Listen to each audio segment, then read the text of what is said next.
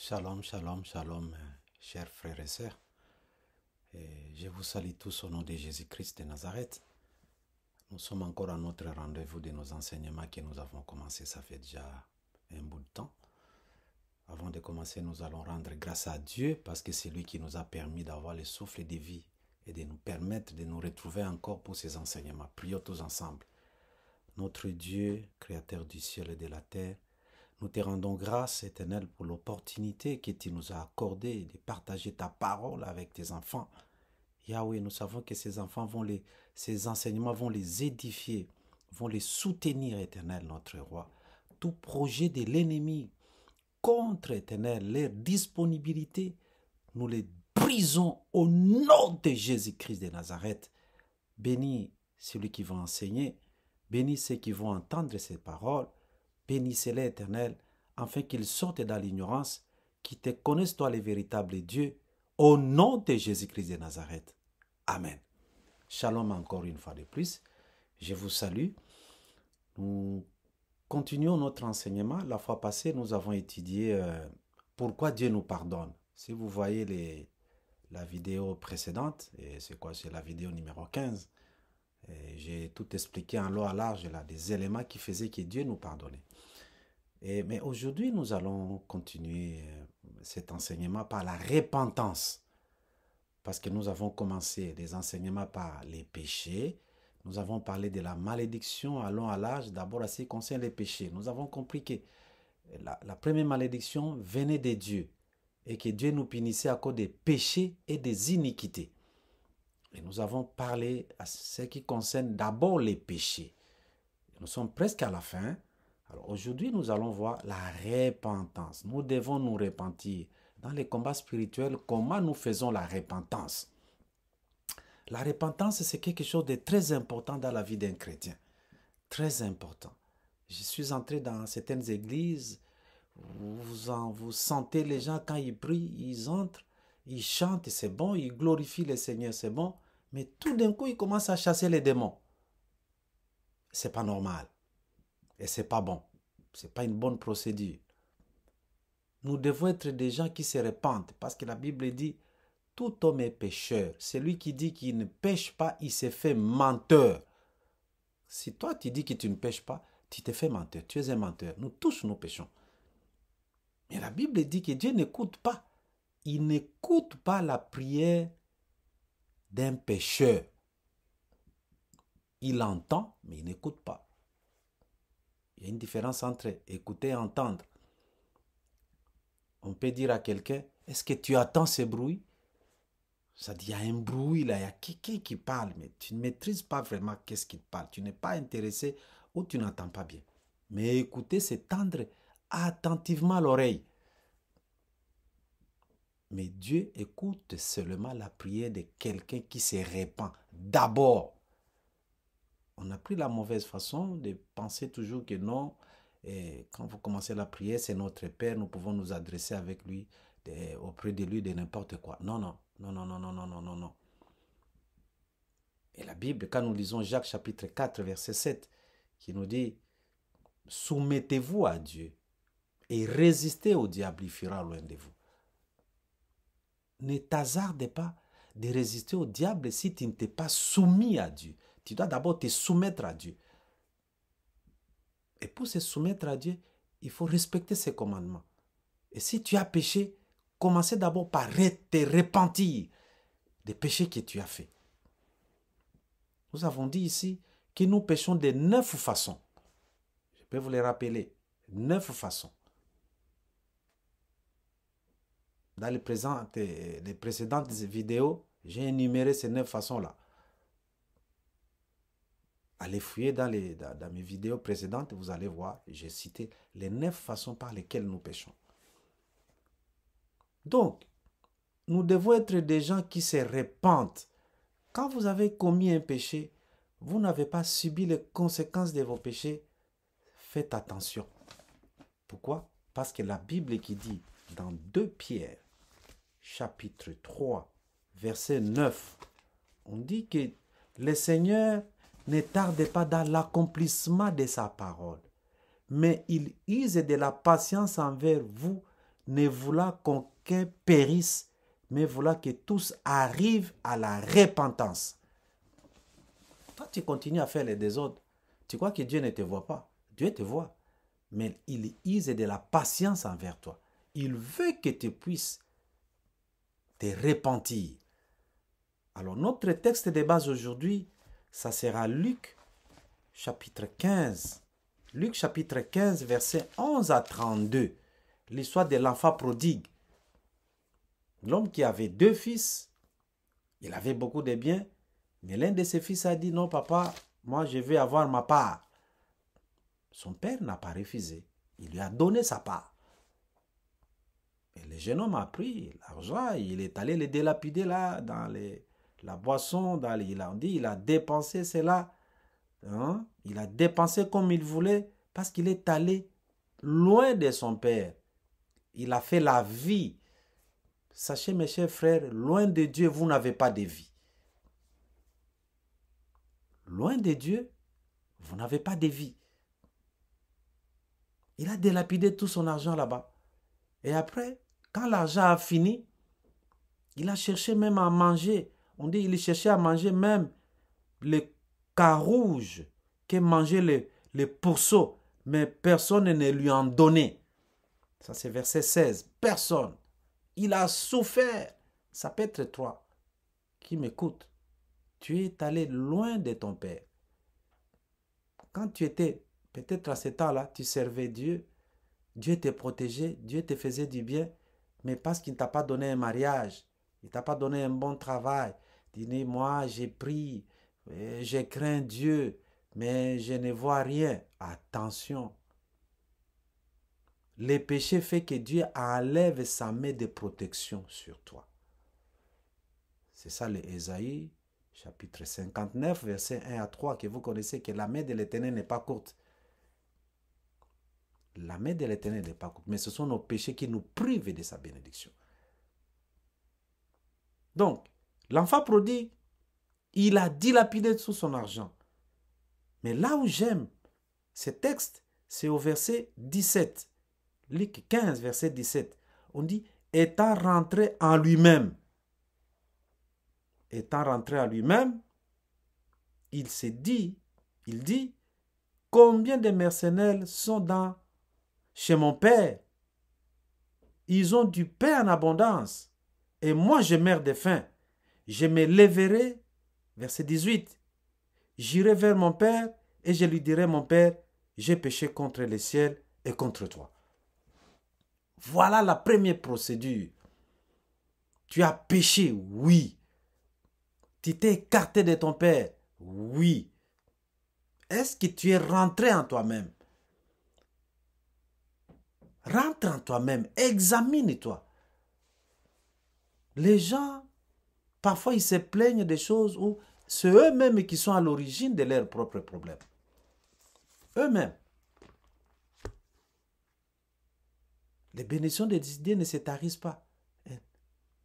Mais c'est nous-mêmes, nous nous privons de la grâce de Dieu à cause de notre péché. Si chacun a à se plaindre, il a à se plaindre pour ses propres péchés. Nous devons toujours nous examiner. On ne veut pas s'examiner parce que nous pensons que notre problème, ce sont les autres qui sont à la base. C'est pourquoi la Bible dit, dans Jérémie chapitre 30, verset 15, « Pourquoi te plaindre de ta blessure, de la douleur que cause ton mal?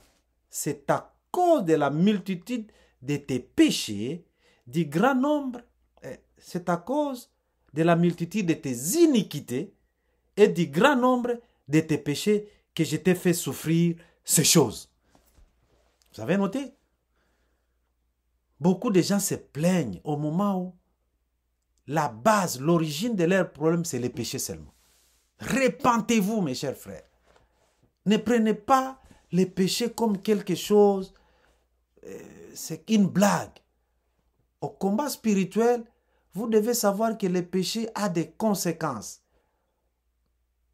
La première conséquence des péchés, c'est que, tu t'éloignes de Dieu. La protection de Dieu te quitte. Ça, c'est le premier. Et le deuxième que nous ignorons, c'est que tu deviens esclave de Satan. Ah, je vous dis, si tu vis tu mènes une vie de péché, tu es esclave de Satan. Tu es son esclave. Chaque péché amène un démon dans ta vie. Si tu as volé, c'est un esprit de vol qui va venir t'habiter. Si tu as commis l'adultère, c'est un esprit d'impudicité parce que ça va maintenant te pousser à le faire encore et encore et encore. Si tu mens, c'est l'esprit des mensonges. Il est difficile que quelqu'un qui a volé, il a seulement volé une seule fois. Je ne pense pas. Il aura encore tendance d'aller voler, de voler encore. Parce qu'il y a maintenant un esprit qui habite en lui, qui le pousse à le faire. Il devient expert en vol, il devient expert en mensonge. Ça devient sa nature. Ok? Donc, la première procédure, vous devez rentrer en vous-même. Rentrez en vous-même, examinez-vous. Avant d'accuser qui que ce soit, examine-toi. Et regarde, la nuit qui précédait le jour où on venait arrêter Jésus, il a dit ceci. Ça, c'est Jean, chapitre 14, verset 30. On nous dit, je ne parlerai plus guère avec vous, car le prince de ce monde vient, il n'a rien à moi. Parce que nous savons que Satan, c'est le père des mensonges. C'est le père de la haine, de l'impudicité, des vols, de la jalousie, de l'orgueil. Alors si vous commettez ces choses-là, vous avez comme père Satan. Et s'il est votre père, c'est lui qui va diriger votre vie. Vous êtes plein de démons là-bas où vous êtes. Ne vous trompez pas. Ne vous voilez pas la face. Ici, ce n'est pas une histoire où je pars chaque dimanche à l'église et je donne ma dîme. C'est bon tout ça. Il faut le faire. Mais examinez-vous très bien. Vous voulez avancer avec Dieu, ayez en horreur le péché. Ayez en horreur le péché. La repentance, c'est la clé de la délivrance. Je répète, la bonne repentance, c'est la clé de la délivrance. On a eu à chasser les démons sur les gens, mais la personne a caché d'autres choses. Ces démons-là ne sont pas partis. Quand nous devons nous repentir, nous devons livrer à la honte publique Satan. Parce qu'on dit que celui qui pêche est du diable. 1 Jean chapitre 3 verset 8. 1 Jean chapitre 3 verset 8, on dit, celui qui pêche est du diable. Celui qui pêche appartient à Satan. Si tu mènes une vie de péché, tu appartiens à Satan. Je crois que tu as bien entendu. Pas seulement que tu t'es séparé de Dieu, mais sache que tu appartiens à Satan. Jésus-Christ a dit, à moi il n'y a rien de Satan. Satan viendra quand dans ta vie il y a des choses qui lui appartiennent. Il y a le mensonge à toi, le vol, la haine, le péché, des choses que Dieu interdit. Si ça se trouve en toi, Satan viendra. Tu lui as ouvert la porte est grandement ouverte pour ta vie. Tu vas commencer à aller déranger ton pasteur. Oh pasteur, moi, je ne me marie pas, moi je souffre. Mais commencez d'abord à vous repentir. J'insiste là-dessus. Je sais que beaucoup de gens n'aiment pas de tels enseignements. Ils veulent recevoir, soyez bénis.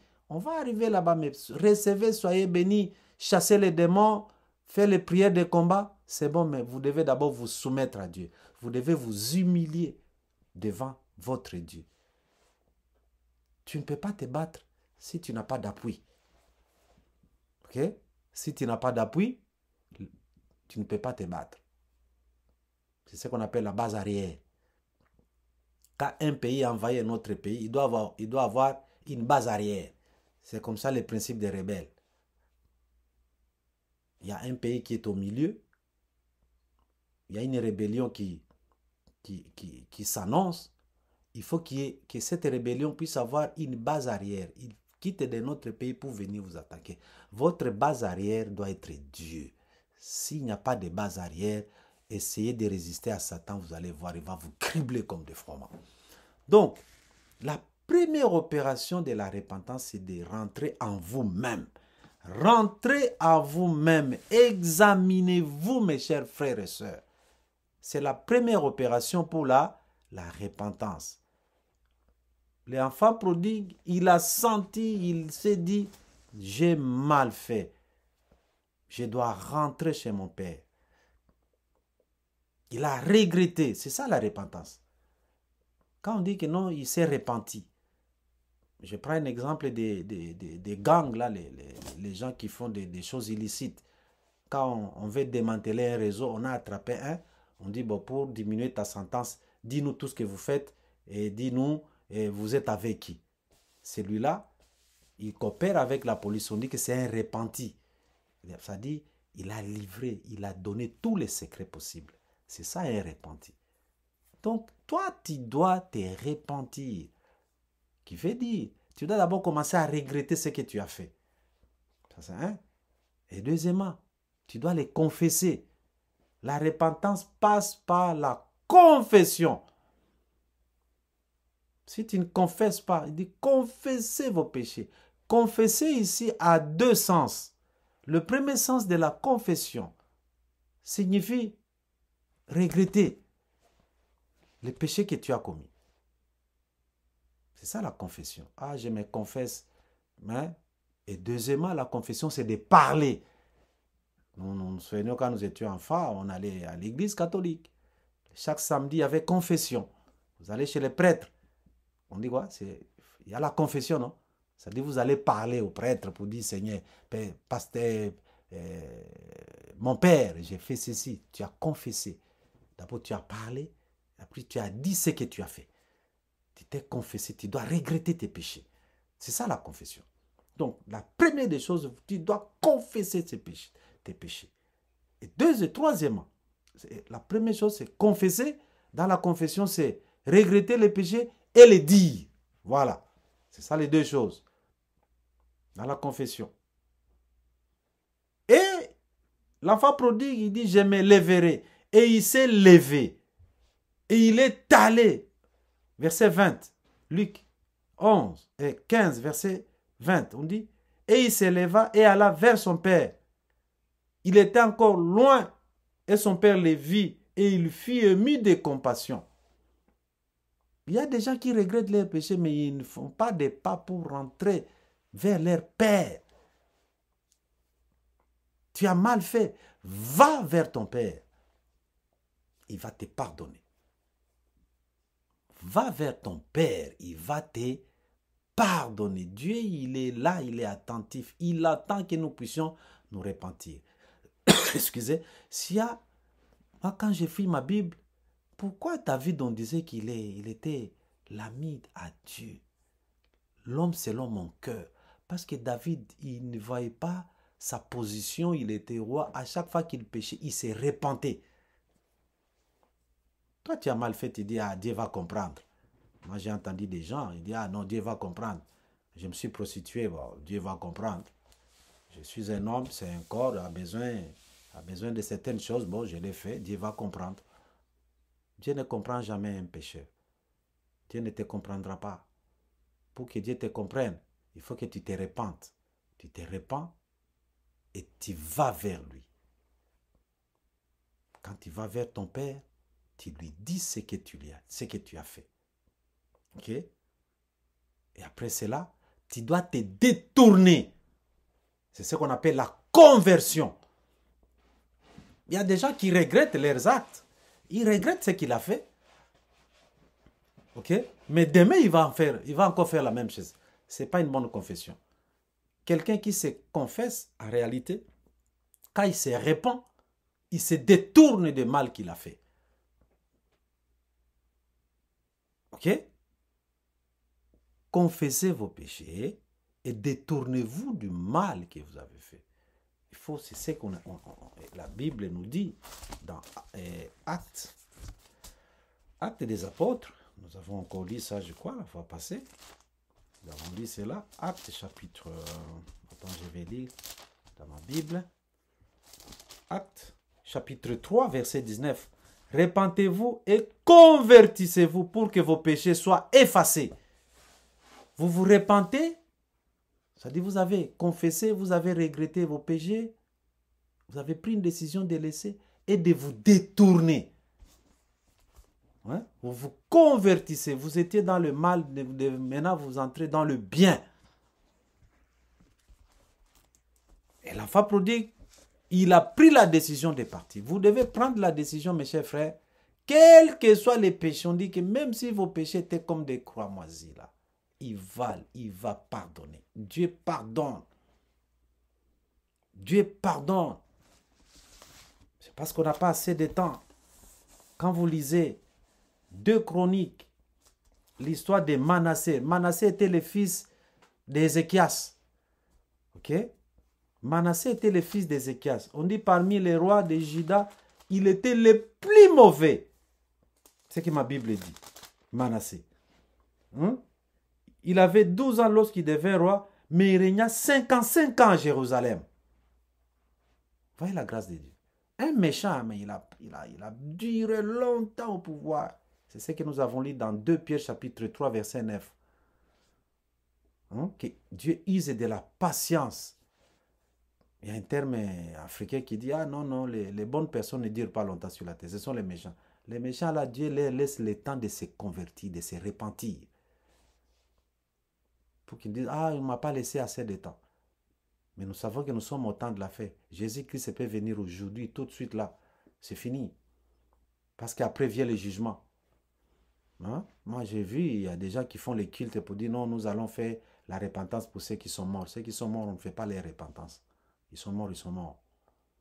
Ils seront jugés pour leurs péchés.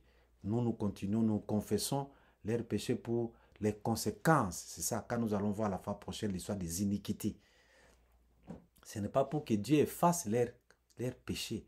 Mais nous sommes en train de supplier Dieu pour que nous ne puissions pas subir les conséquences de leurs péchés. C'est ce qu'on appelle iniquité. Ça, on va voir la fois prochaine. Donc, Manassé, lui, on nous dit, c'était un mauvais roi. Il fit ce qui est mal aux yeux de l'Éternel. 2 Chroniques, chapitre 33.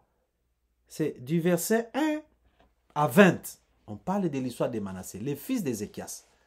Il avait fait ce qui est mal aux yeux de l'Éternel. Lui, il a pris même les idoles. Il a mis dans les temples de Jérusalem, là, que Salomon avait construit, là, pour dire, Seigneur, dans cette... Dieu a dit, moi, je ne quitterai pas ces lieux. Mais on a mis des idoles dans cette maison-là. On faisait des cultes de Satan. Lisez l'histoire. Et Dieu l'a averti. Ok? On dit, verset 10. L'Éternel parla à Manassé et à son peuple, et il n'y fit point attention. L'Éternel lui a parlé. Ça dit, quel que soit le mal, s'il y a des péchés, Dieu en horreur les péchés. Mais il y a certaines choses-là. L'idolâtrie, c'est plus dangereux parce que c'est comme si tu as régné ton père. Et tout ce que Dieu a fait, c'était quoi? Alors, verset 11. Alors l'Éternel fit venir contre eux les chefs de l'armée des rois d'Assyrie, qui saisirent Manassé et les mirent dans les fers, et les lièrent avec des chaînes et des reins, et les menèrent à Babylone. Vous voyez? L'a amené à captivité. Quand tu continues à pécher, Dieu te parle et tu ne veux pas écouter. Ici, ce n'est pas Satan, hein, c'est Dieu. C'est ce que ma Bible dit ici. Dieu fit venir les chefs de l'armée du roi d'Assyrie. Dieu peut envoyer des choses parce que tu ne veux pas écouter. Tu es en train de faire le mal, tu crois que non, il t'est permis de faire n'importe quoi. Dieu a fait venir des ennemis. Il y a des gens qui vous combattent dans la vie. Ce n'est pas parce que ces gens-là se sont réveillés, ils se sont endormis, se réveillent, disent okay, on va aller attaquer la sœur. Non. C'est parce que quand Dieu te parle, il te parle, il te parle et tu ne veux pas écouter. Quand Dieu te parle, il t'avertit, tu ne veux pas écouter. Dieu peut envoyer des ennemis. C'est pourquoi la Bible dit que tant que je ne t'ai pas humilié, mon cœur, hein, j'étais dans l'orgueil. Ok, ça c'est Psaume 119. Ok, Psaume 119, verset 67. On dit, avant d'avoir été humilié, je m'égarais. Maintenant, j'observe ta parole. Parce que tu étais un gang là, tu t'es trouvé que tu étais le meilleur. Dieu peut envoyer des gens pour t'humilier. Voilà pourquoi tu as été humilié dans la vie. Et tu t'en prends à ces gens-là. Ces gens-là n'y sont absolument peut-être pour rien. La première des choses, examine-toi. Les gens qui t'humilient, les gens qui te méprisent. Et que ça ne peut pas être l'histoire de Manassé. Et le psaume là, 119, verset 77, 71, on dit, il m'est bon d'être humilié afin que j'apprenne tes statuts. Dieu peut envoyer des ennemis, te maltraiter sérieusement. Et toi, tu vas commencer, au nom de Jésus, je chasse l'esprit impur. Au nom de... Non, ton péché, parce que quand Dieu t'avertissait, tu ne voulais pas écouter. C'est pourquoi vous êtes rejeté, vous êtes humilié, vous êtes méprisé. Ok? Humilié, méprisé. On a lié ces messieurs-là, Manassé. C'est ce que ma Bible dit. Il est saisi, il est mis dans les fers. Il est lié avec des chaînes d'airain et le mener à Babylone. Et l'a mené à Babylone. Les 2 Chroniques 33, verset 12. Qu'est-ce qu'on dit? Lorsqu'il fut dans la détresse, il implora l'Éternel, son Dieu, et il s'humilia profondément devant le Dieu de ses pères. Il lui adressa ses prières, et l'Éternel se laissa fléchir. Dieu s'est laissé fléchir parce qu'il a vu comment Manassé s'est humilié. C'est pourquoi on dit que les conséquences corrigent mieux que les conseils. On te donne conseil, tu ne veux pas écouter. Toi, tu étais roi, tu es lié, humilié, on t'amène dans un autre pays comme esclave, lié. Quand on dit lié, là, ça dit ta vie est limitée. Tu es esclave, tu travailles, tu ne bénéficies pas de ton travail. Tu vas chasser l'esprit des familles, oui, il y a aussi cette part-là. Mais d'abord, pourquoi c'est arrivé? C'est parce que tu ne veux pas te repentir. N'allons pas d'abord gauche à droite. Oh, on va chasser l'esprit de... Oh non, non, c'est ma tante. Oui, humilie-toi devant le Seigneur. Confesse tes péchés. Parce que quand on t'avertissait, tu ne voulais pas écouter. Mais c'est l'histoire de Gédéon. Vous vous souvenez de l'histoire de Gédéon? Ok? L'histoire de Gédéon, c'était ça. Gédéon, qu'est-ce qui est arrivé? Et il cultivait, il semait, mais au temps de la récolte, les Madianites. Ça, c'est Juge 6, verset 1 et 2. On dit, les enfants d'Israël firent ce qui déplaît à l'Éternel. Et l'Éternel les livra entre les mains des Madian pendant 7 ans. Est-ce que vous avez suivi? Je relis encore. Les enfants d'Israël firent ce qui déplaît. Les enfants d'Israël firent ce qui déplaît à l'Éternel. Et l'Éternel les livra entre les mains des Madian. C'est l'Éternel qui les a livrés entre les mains des Madian. Ça dit les Madian ne pouvaient pas venir pendant 7 ans. Oh non, nos voisins nous combattent. Confessez d'abord vos péchés. Qui a donné la force à vos ennemis? Qui a donné l'idée à vos ennemis là de venir vous attaquer? Et pendant 7 ans, vous travaillez, pendant 7 ans, vous travaillez pour eux. Ça dit quand Israël cultivait, les Madianites étaient là. Ils attendaient. Ok? Les Madianites faisaient quoi? Ils attendaient. Les Madianites sont de qui? Genèse chapitre 25, verset 4. Les gens qui vous exploitent, ils ne sont pas loin. Hein? Parce que vous croyez que les gens qui vous exploitent, ils sont loin de vous. Non, non, non, non. Les Madianites, nous allons lire Genèse chapitre 25, verset 4. Les fils de à partir du verset 1. Abraham prit encore une femme nommé Ketura. Et lui enfanta Zimra, Josham, Medan, Madian. Ok? Et on dit que les fils de Madian firent Éphaz, Éphèse, Enoch, Abida et Elda. Ce sont là tous les fils de Ketura. Parce qu'Abraham, après avoir, quand Sarah est morte, il a eu encore d'autres enfants. Ok? Et parmi ces enfants-là, il y avait les fils de Madian. Les Madianites, ce sont les descendants, c'est-à-dire tes cousins. Ce sont tes frères, ce sont les membres des familles. Les Madianites sont les frères aux Israéliens. Ok? Parce qu'Israël, c'est Jacob. Jacob vient de Sarah, Isaac. Ok? Et les Madianites viennent de Ketura et Abraham encore. C'est pourquoi vous travaillez, mais vous ne bénéficiez pas de votre argent. Parce que les Madianites vous exploitent. Vous exploitez pourquoi? Parce que vous avez péché. Vous ne bénéficiez pas des fruits de votre travail. C'est ça qu'on veut dire ici. Vous ne bénéficiez pas des fruits de votre travail.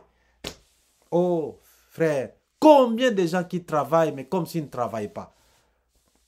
Tu gagnes, je ne sais pas quel montant, là, X, je prends $100, tu distribues et tu trouves que c'est toi qui as l'obligation de donner. Oui, il faut aider, hein, il faut aider.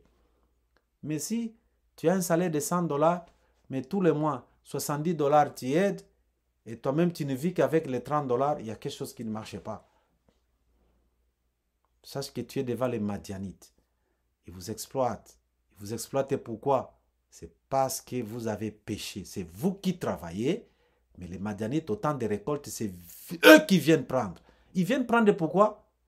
Parce que vous avez fait ce qui a déplu à Dieu. Et ça a duré pendant 7 ans. Il a fallu qu'il y ait quelqu'un, Gédéon. Il s'est préoccupé de la situation. Il s'est préoccupé de la situation. Tu ne peux pas avoir la délivrance si tu ne te préoccupes pas de ta situation. Si tu ne regardes pas froidement ta situation, il y a des gens qui se plaisent dans leur souffrance. Ils trouvent que non, c'est normal. Bon, Dieu seul sait. Hein. Dieu connaît. Il connaît lui-même. Les jours où il va me bénir, lui-même, il sait. Tu vas mourir comme ça. Ok? Tu vas mourir, je te dis. Donc, ici, c'est la malédiction. Je suis en train de parler sur la repentance, la malédiction qui vient de Dieu. L'enfant prodigue, il est rentré à lui-même. C'est la première opération. Et la deuxième opération, il s'est levé, il est parti. Lève-toi, va vers ton Père, humilie-toi devant lui. Il va t'accueillir, il va entendre ta prière. Il va écouter et il va te pardonner si tu es sincère. Ok? Voilà un peu la première partie. Nous allons continuer la deuxième partie dans la vidéo qui va suivre. Mais on va rendre grâce à Dieu d'abord. Nous allons lui remercier pour les petits moments que nous avons passés ensemble. Prions le Seigneur. Notre Père, notre Dieu, nous te remercions, nous te rendons grâce. Merci Papa, merci notre Roi. Merci pour nous avoir accordé l'opportunité de partager cette parole. Père, j'ai parlé, mais toi tu vas toucher le cœur de tes enfants. Oh Père, tout esprit d'incrédulité soit ôté de leur cœur. Au nom de Jésus-Christ, que cette parole trouve une bonne terre comme la sémence éternelle pour que ça puisse germer et produire les fruits qui durent dans leur cœur. Au nom de Jésus-Christ de Nazareth. Amen. À la fois prochaine. Que Dieu vous bénisse.